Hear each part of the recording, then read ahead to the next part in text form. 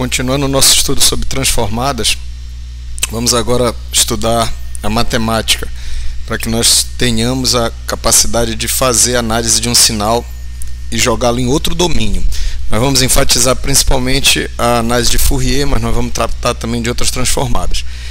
E eu gostaria de esclarecer, como não é uma abordagem convencional, qual é o roteiro que nós vamos seguir. Nós vamos fazer primeiro o estudo de transformadas em bloco. Tipicamente, livros-textos como do Oppenheim e do Wilski, eles começam tratando transformadas e séries de Fourier. Nós vamos usar essa transformação em bloco para ilustrar que, nesse caso, a transformada não passa de uma multiplicação por matriz. E quando se diz transformar em bloco, é trabalhar com vetores de dimensão finita. Ou seja, nós vamos ver, por exemplo, facilmente no MATLAB que transformar um vetor de dimensão 4 é multiplicar por uma matriz 4 por 4. E a gente vai usar para isso a transformada DCT, que é a transformada discreta de cossenos, porque ela é uma transformada real, enquanto a transformada de Fourier, os elementos que compõem a matriz da transformada são complexos. São números complexos. Bem, então, e a DCT também é amplamente usada para codificação, em especial codificação de imagens. E nós vamos estar trabalhando com a ideia de que é possível fazer uma analogia muito útil para o aluno entre o espaço de vetores e o espaço de sinais. Conceitos como produto interno de espaço vetorial podem ser carregados para sinais. A gente vai definir o produto interno de sinais. Nós vamos também carregar esse conceito de projeção de álgebra linear, a projeção de um vetor sobre outro, para a projeção de um sinal sobre outro, e ver como é que isso é usado em análise de Fourier nas transformadas e séries. De tal forma que nós vamos ter para a análise de Fourier 4 pares de transformadas séries. Em todas elas, os produtos internos vão ser usados. A analogia de espaço de vetores e de sinais vai nos ser útil para interpretar esses 4 pares. Então, depois de visto Fourier, a gente pode então tratar Laplace, que é uma ferramenta mais poderosa. Ela estende a transformada de Fourier, permite analisar sinais que não são basicamente passíveis de serem analisados por sinais de Fourier. Ela estende a gama de sinais para a qual a transformada existe, e ela é usada para sinais de tempo contínuo, e a transformada Z é seu equivalente para tempo discreto. Vamos então de sinais em blocos. Esse conceito ele aparece porque uma boa parte dos sinais que nós manipulamos ele tem uma duração maior do que aquela que a gente pode estar lidando em um determinado instante de tempo. Então aqui está uma representação de um sinal unidimensional, o tempo aqui na abscissa. Isso pode representar a voz de alguém conversando ao telefone.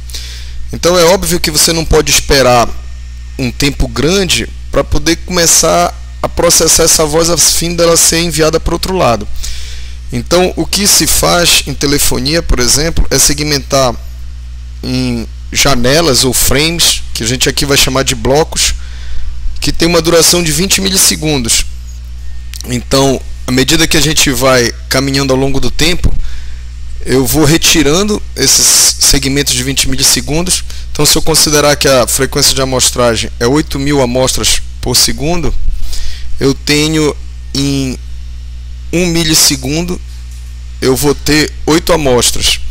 Então, em 20, eu tenho 160 amostras. Então, basicamente, eu retiro 160 amostras, processo.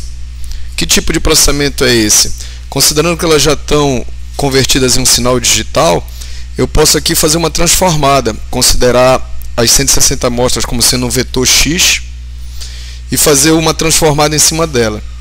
Na prática, se usa codificadores de voz que fazem uma análise que chamam de predição linear, LPC, e aí é codificado o filtro, LPC, e a excitação. Mas o básico aqui para o nosso estudo é esse X, então, ele é um valor de vetor aqui, depois eu passo a ter um outro vetor, depois um outro vetor, e eu vou tratando de 160 e 160 amostras, por exemplo.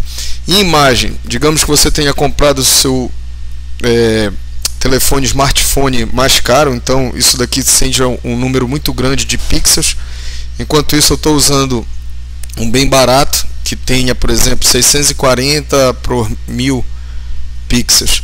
Então essa imagem é formada pelos pontinhos, que a gente chama de pixel, e na hora que eu quero processar, o número de pixels pode ser muito grande, e aí eu posso então segmentá-la em blocos. Então eu posso lidar, por exemplo, com blocos de 8 por 8 pixels, e esses 64 números são organizados sob a forma de matriz, e aí eu posso usar uma transformada como a DCT para transformar esses 64 números em outros 64 números e aí processar esse bloco, depois esse bloco e assim por diante. Então, o que para nós é interessante é observar que essa capacidade de segmentar sinais e trabalhar em blocos vai permitir então que os nossos sinais sejam representados por vetores ou matrizes de uma dimensão até pequena. Então, considerando que eu já tenho o meu sinal representado por um vetor X, uma transformada em bloco pode ser entendida como a multiplicação por uma matriz. Se essa transformada é linear, e as nossas transformadas serão lineares, isso se torna matematicamente equivalente por essa simples multiplicação, e eu tenho então o vetor y com os elementos podendo se chamar de coeficientes, podendo serem chamados de coeficientes da transformada. Aqui um exemplo de uma transformada especial. Eu tenho só um parâmetro θ que me informa esses ângulos, e essa é uma transformada que me permite fazer rotação. Então observem para o exemplo onde o vetor x, que está aqui, é representado pelo ele é o vetor 4 na abscissa aqui e 8 na ordenada. Então, se eu observar a transformação usando o ângulo de 90 graus, eu vou obter um vetor y fazendo a multiplicação por aquela transformada, estando nessa direção. E aí há conceitos interessantes no sentido de que há transformações que não vão mudar a norma do vetor. Então, nesse caso aqui, se eu estou só fazendo uma rotação, eu não tenho a mudança dessa norma. Um outro conceito interessante é o da base do espaço vetorial que a gente está lidando. Então essa base canônica, representada aqui pelo I e J, que são vetores 1, 0 e 0, 1, ela é uma base simples. Mais adiante a gente vai ver que bases podem ser formadas por senos e cossenos, que são de frequências harmônicas, ou seja, múltiplas de uma fundamental. Mas isso é quando nós fizemos analogia com espaço de sinais. Por enquanto, vamos entender então essa transformação como sendo a multiplicação por uma matriz, onde eu transformei o x num vetor novo no vetor y. Um conceito fundamental no nosso estudo de transformadas vai ser o de produto interno.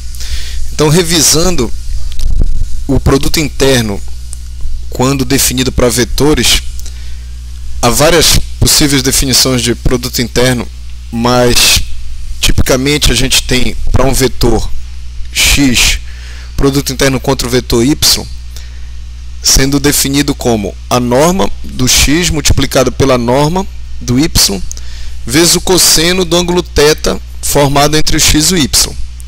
Matematicamente eu também posso encontrar esse produto interno multiplicando cada elemento pointwise do x pelo y, fazendo com que x1, y1 seria o primeiro elemento do x multiplicado pelo primeiro elemento do y, mais o segundo pelo segundo do y, dimensão n. Então isso é equivalente a isso, como a gente pode ver nesse exemplo. O nosso exemplo vai ter o x como sendo 3 e 0, e o vetor y eu vou, por comunidade, assumir o 1 e 1, de tal maneira que eu tenho uma relação que eu saiba o ângulo θ facilmente, ou seja, o x está aqui, ó, ele tem aqui 3 e 0 é o x, e o y está aqui, onde isso aqui é 1, isso é 1. De tal maneira que eu sei que esse ângulo formado por eles, o θ, ele é 45 graus. Então nesse caso fica mais fácil, porque eu primeiro vou calcular o produto interno usando essa ideia. E é bom revisar então a norma de um vetor x. Ele basicamente, nesse caso aqui, é aplicar Pitágoras. Seria, de uma forma geral, eu somar os quadrados de cada um dos elementos, depois tirar a raiz quadrada.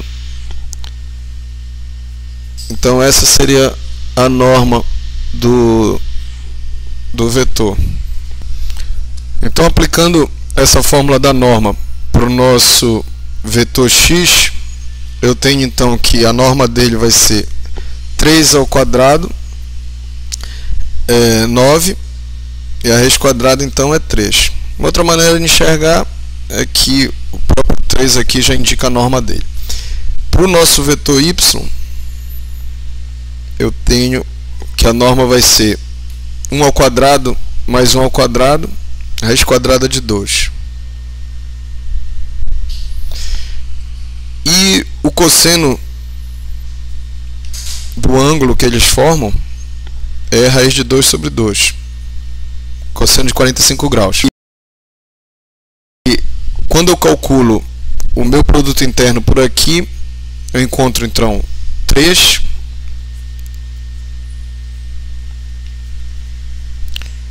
que é a norma do x, vezes a norma do y, que é a raiz de 2, vezes o cosseno do ângulo que eles formam, que é a raiz de 2 sobre 2, de tal maneira que eu tenho a norma 3. E se eu observar essa segunda alternativa, eu também encontro o mesmo resultado, obviamente, porque eu multiplico x1 vezes y1 dá 3, mais x2, que é 0, vezes y2, dá o produto interno calculado por essa fórmula alternativa também dá 3. Então, isso é bem interessante de observar, porque o produto interno ele tem essas caracterizações aqui matemáticas, mas o mais importante para nós é percebermos que a gente pode interpretar que o x cosseno de θ seria basicamente passível de você entender que você está pegando essa que é a hipotenusa e calculando quanto é esse cateto aqui, quanto é a magnitude desse cateto. Então, se você projetar a hipotenusa, observem que é dado aqui pela norma de x, fazendo cosseno de θ, eu observo que isso daqui é então o tamanho desse cateto. E aí então o produto interno pode ser interpretado por você projetar um vetor na direção do outro vetor e multiplicar as duas normas, a norma da projeção pela norma do vetor de referência, que aqui no caso é o y. Observando o conceito de projeção de um vetor através desse exemplo, note aqui nós temos um outro vetor x, um outro vetor y, e quando eu quero calcular o produto interno entre x e y, tendo esse ângulo θ formado entre eles, eu posso projetar o x no y, que eu estou representando aqui com uma projeção de x no y, por esse vetor azul.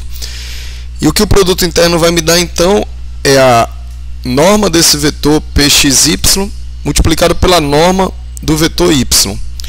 Se porventura essa projeção for nula, obviamente o produto interno é nulo.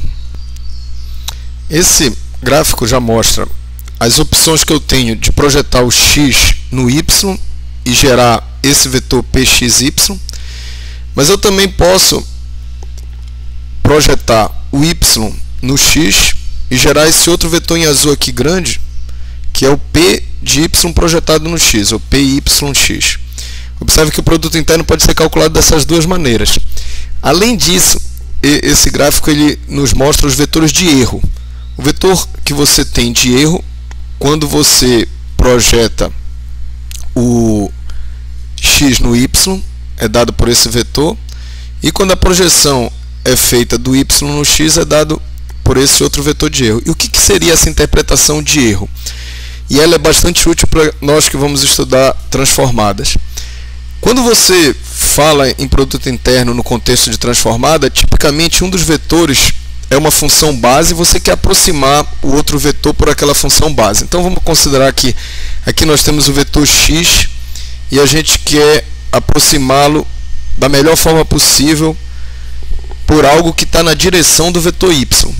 Essa projeção do x no y dá justamente essa aproximação, porque você busca a menor distância, observa que aqui é 90 graus em relação a y, então aqui do x você procura a menor distância que você tem para o y, então aqui você está. Essa menor distância a gente deve interpretar como sendo então a representação que foi possível, quer dizer, não a menor distância, mas esse vetor pxy deve ser interpretado como uma representação do x que foi possível ser feita no y. Por quê? Esse erro foi o menor possível. Se você observar, essa é a menor distância que há. Se eu fizesse uma projeção daqui para cá, eu já estaria tendo um erro, um vetor erro maior.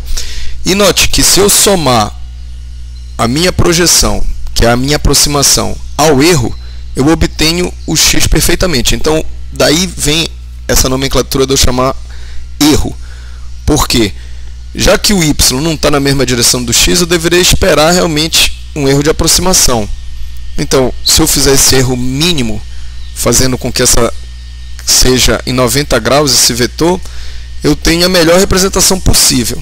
A mesma interpretação você pode observar aqui, ó. Se eu projetar o y na direção do x, essa é a melhor representação do y, caso eu só possa representá-lo na direção x. Então essa é a minha projeção. E da mesma maneira, se eu somar a projeção, o meu vetor erro, eu recomponho o y com perfeição. Então é óbvio que se eu pudesse escolher vetores x e vetores y, eu estaria buscando vetores x e y que tivessem um erro pequeno. E essa dimensão aqui, o valor dessa norma dos vetores erros tem que ser minimizado. Então, revisando alguns conceitos importantes que nós vimos até agora, a gente tem que quando se lida em bloco, ou seja, quando o sinal está blocado e transformado em vetores ou matrizes de dimensão finita, a nossa transformada linear equivale a multiplicar por matriz. Isso é bom porque a gente faz uma operação de multiplicação de um vetor x por uma matriz, que é a matriz da transformada, e obtém o vetor transformado. Seriam os coeficientes da transformada aqui. O outro conceito importante, a gente vai ver agora, é a base de um espaço vetorial. Ele vai nos ajudar a entender a projeção através de uso de produto interno, que tem esse conceito de erro de aproximação que a gente já viu, e esse conceito então a gente vai estar usando em transformadas, e agora a gente vai falar um pouco sobre base de um espaço vetorial e por que é interessante fazer com que essa base seja formada por vetores que sejam ortogonais. Vamos agora estudar o conceito de base de espaço vetorial, basicamente uma rápida revisão. Base, vamos supor que nós tenhamos um espaço vetorial de dimensão n, eles precisam, os vetores que compõem a base, eles precisam ser linearmente independentes entre si e obviamente gerar o espaço. Então, vou dar o exemplo do R2, que é fácil de desenhar. Então, se eu quero estar apto a gerar qualquer vetor nesse espaço R2, eu posso escolher como base, por exemplo, esse cidadão, uma possibilidade, e um outro seria esse. Fazendo combinações lineares de I e de J, eu tenho chance então de gerar todo o espaço R2. Se eu escolhesse o I e o J que fosse na mesma direção do I, ao invés desse, um outro estivesse na mesma direção, obviamente eu não teria mais chance de representar o R2, porque eles não são linearmente independentes, eu estaria podendo gerar apenas vetores nessa linha aqui, nessa direção do I e do J. Então, esse conceito para nós de independência, ele é interessante quando a gente impõe que os vetores também sejam ortogonais. E observem que qualquer conjunto de vetores que sejam mutuamente ortogonais, eles vão ser linearmente independentes. Então aqui é um outro conceito, não são sinônimos, ortogonalidade, mas ortogonais são aqueles que formam no espaço R2 90 graus. Na verdade, a gente vai ver ortogonalidade como sendo uma generalização do conceito de perpendicular. Então, se eu tiver, por exemplo, o I e o J formando 90 graus, eu tenho os dois ortogonais, e uma coisa interessante é que o produto interno, então, do I e do J, que é dado pela magnitude do I pela magnitude do J e o cosseno do ângulo entre eles, toda vez que esse ângulo for 90, eu vou ter então zero, sendo zero, e aí o meu produto interno é zero. Então eu posso testar ortogonalidade, verificando se o produto interno é zero. Isso é útil porque quando os vetores são de dimensão muito maior que 2, eu não posso obviamente visualizar, mas eu posso pensar nessa generalização de perpendicularidade, que vai ser para nós o ortogonal entre os dois vetores, e essa ortogonalidade vai ser checada facilmente. Eu posso calcular produto interno e verificar se eles são zero. Isso vai ser bastante útil para transformadas, porque eu vou forçar muitas vezes ser de vetores ortogonais. A razão é que isso simplifica a análise. Vamos contrastar então o que seria análise versus síntese.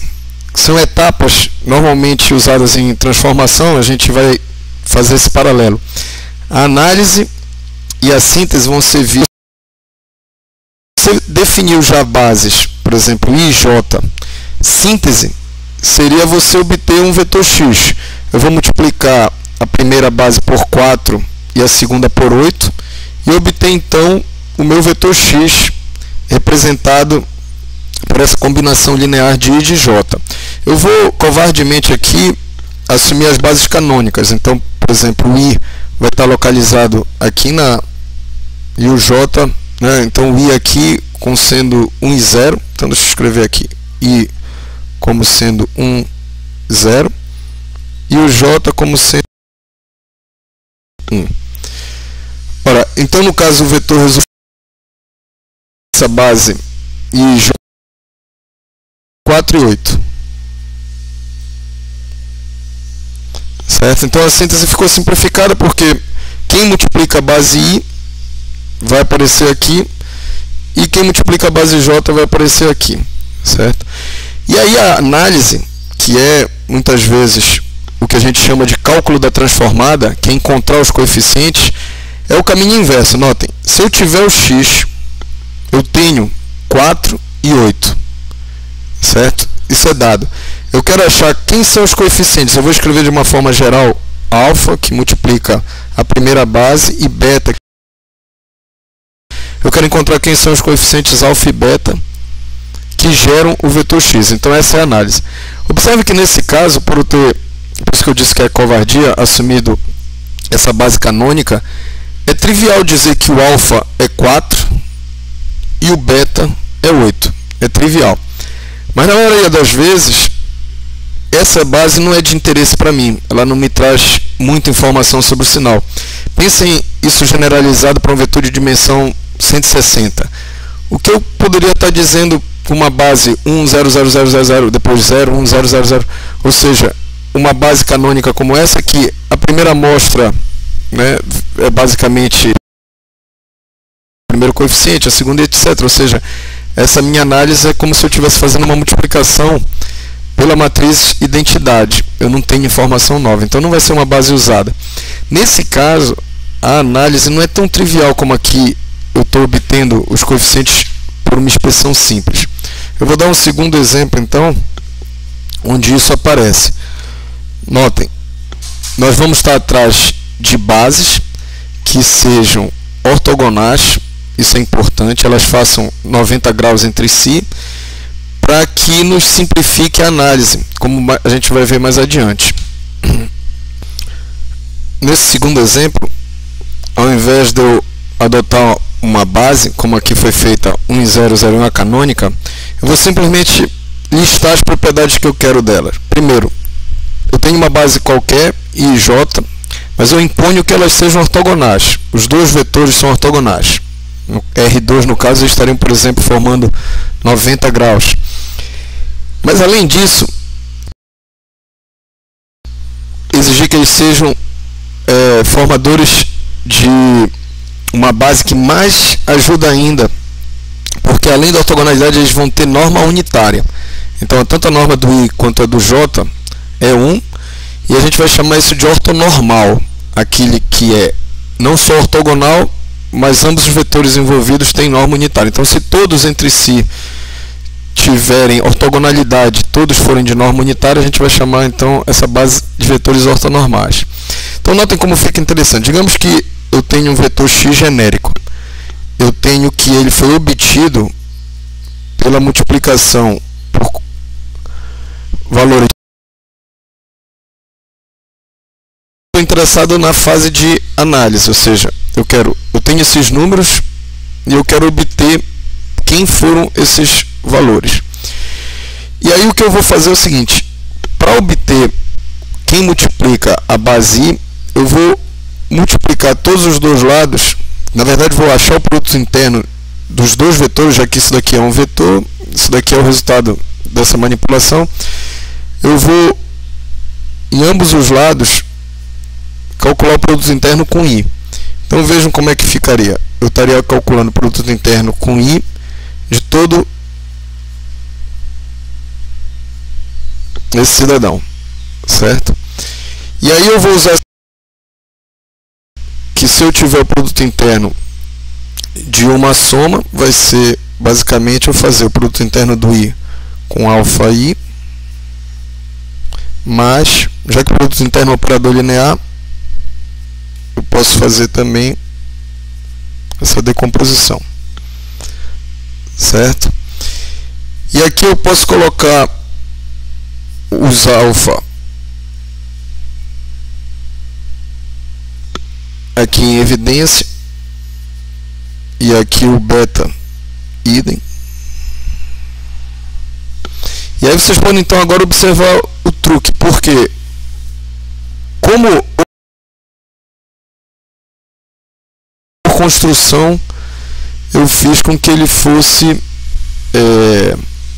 igual a zero. Então isso daqui é zero.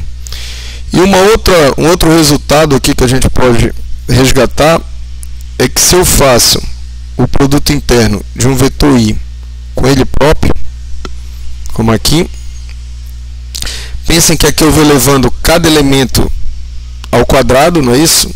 E aí eu tenho então que isso é equivalente à norma do I sem a raiz quadrada, ou seja, a norma do I ao quadrado. E se eu fiz essa norma ser igual a 1, pela imposição de ortonormalidade, eu tenho que isso daqui é 1. Veja então se vocês concordam que aqui um alfa igual ao I. O que isso daqui me diz é o seguinte: quando eu tenho um vetor x qualquer, que eu sei que ele foi formado pela combinação linear das bases I e J, e essas bases foram ortonormais, uma maneira simplificada de eu achar o alfa, que é o coeficiente pelo qual multiplicou a base I, é simplesmente fazer o produto interno do x com a própria base que eu tenho interesse. E aí, ver se vocês concordam que isso também seria feito para a base J, e eu obteria o beta, então, simplesmente fazendo o produto interno.